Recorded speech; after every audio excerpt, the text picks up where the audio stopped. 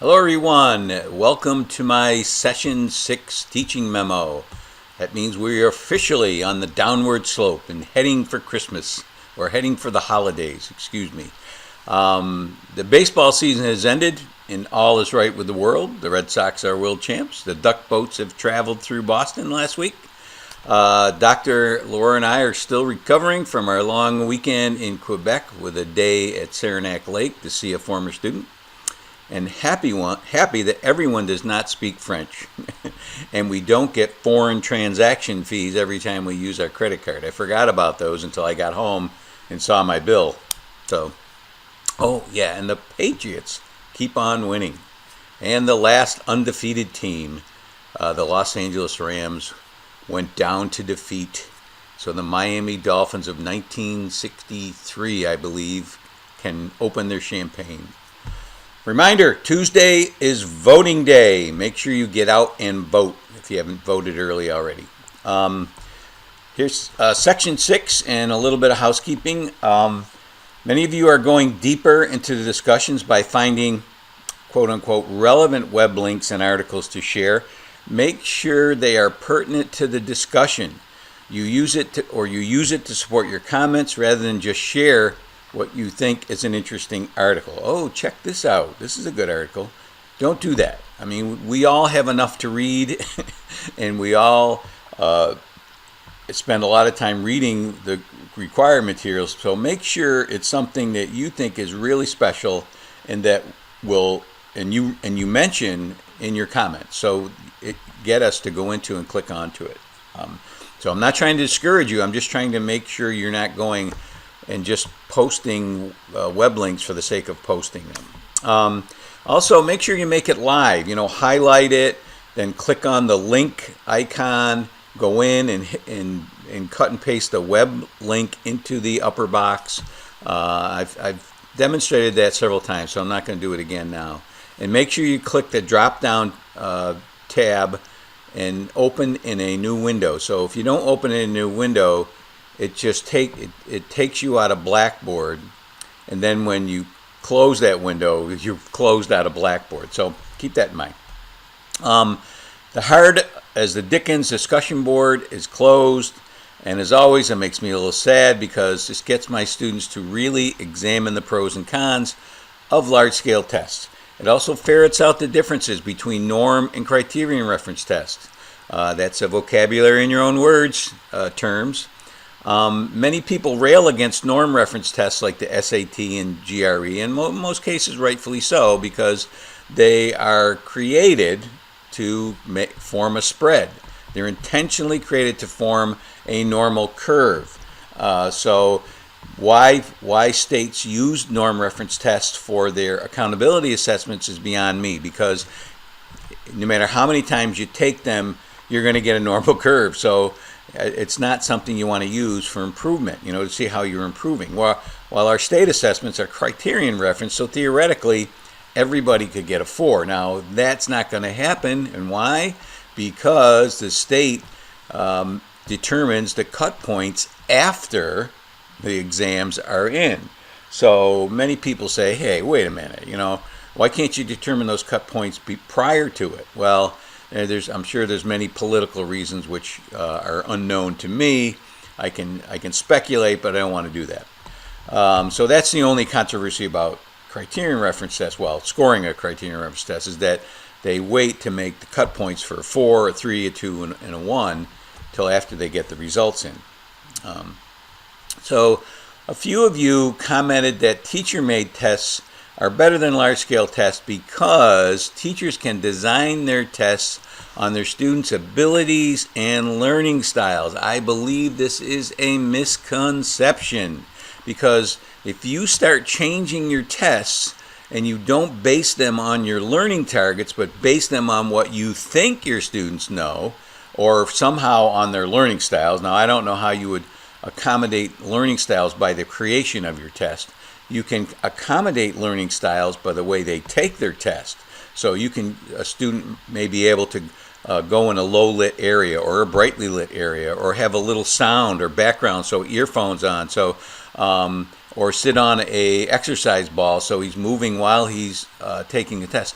Those are all, to me, fine accommodations. They don't change the test and are ways to accommodate learning styles. But creating a test should be geared towards your learning targets, not based on your students, what they know. So, again, that's something I really need to emphasize. A few of you commented on that, and what you really want to know is when you give your learning targets at the beginning of your lesson, and you create your test before you teach your lesson. So you want kids to know where they're going, so they know the learning target, where they are now, and how they're going to close the gap with feedback and formative assessments. Several of you mentioned what I consider another misconception held by many teachers of students from poverty or students who are learning disabled. Because of these conditions, you feel that state tests are biased against these students. Now, I've mentioned this in several posts. Some of you still insist that these tests are biased against kids with poverty. Tests are not biased because students haven't learned the material yet. That's not a bias. It's just because based on environmental factors, socioeconomic conditions, whatever conditions, those students haven't learned it yet. That doesn't mean the test is biased. It just means we need to catch those kids up. So in a standardized, large-scale standardized test will show us what percentage of our kids haven't learned it yet. So that's not bias. Bias is when it's offensive, it offends somebody because of the comments, the way it's written, or it puts somebody at a disadvantage. Like you're talking about things from Russia when it's given to students from America.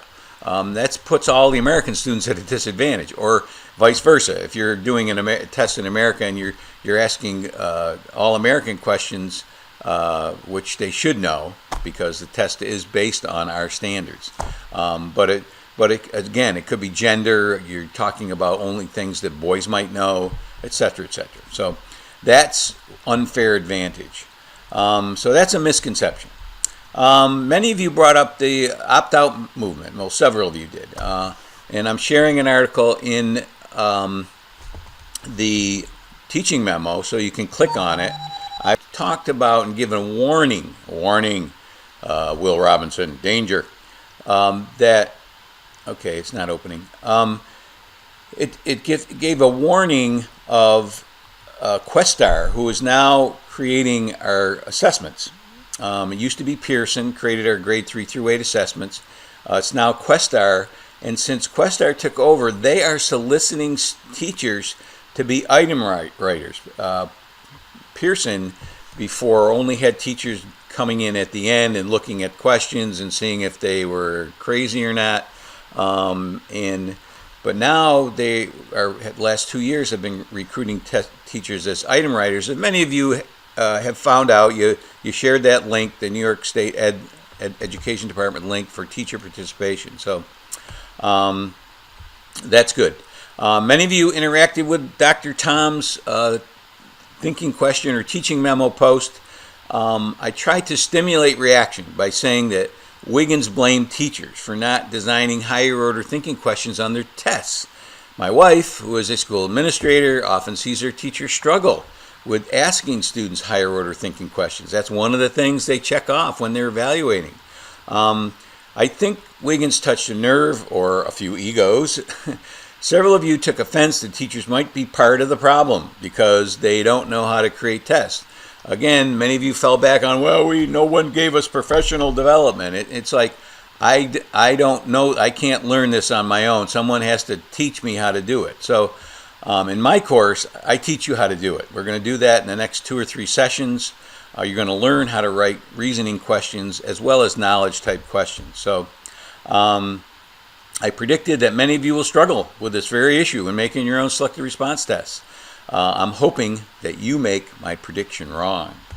So I hope you found this discussion board worthwhile. I certainly felt it was.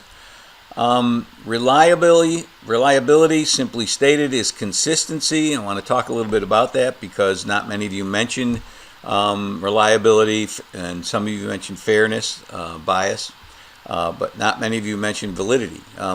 But you need to know what these terms mean because people throw them around all the time, and I don't want you to do. As Popham claims, teachers need not worry if their tests are reliable, and certainly no one is going to give their students the same test twice to see if that's true. So you don't have to worry about that. Remember, if your test has validity, and most of your tests that you create will, because you're creating them before you teach the lesson, and you're basing them on your learning targets. These are the questions that I'm going to create to assess these 4 or 5 learning targets. So, and then you're going to teach that content or that information. So make sure you understand that about reliability and validity. They're also part of your vocabulary in your own words. The other type of validity that you may encounter, and I've mentioned this before, is predictive validity. This is one of your vocabulary words. Whether a test can accurately foretell or predict how a student's going to do in the future, like the SATs are supposed to predict how well a student does in college. Most screening exams, or pre-kindergarten screening exams, are supposed to predict how a student's going to do in kindergarten. So that's predictive validity. So that's really all I have to say about validity, reliability, and fairness or absence of bias. So make sure you know those terms and understand them before you start throwing them around in the teacher's room. So that's it for now. I'll be back in 1 week.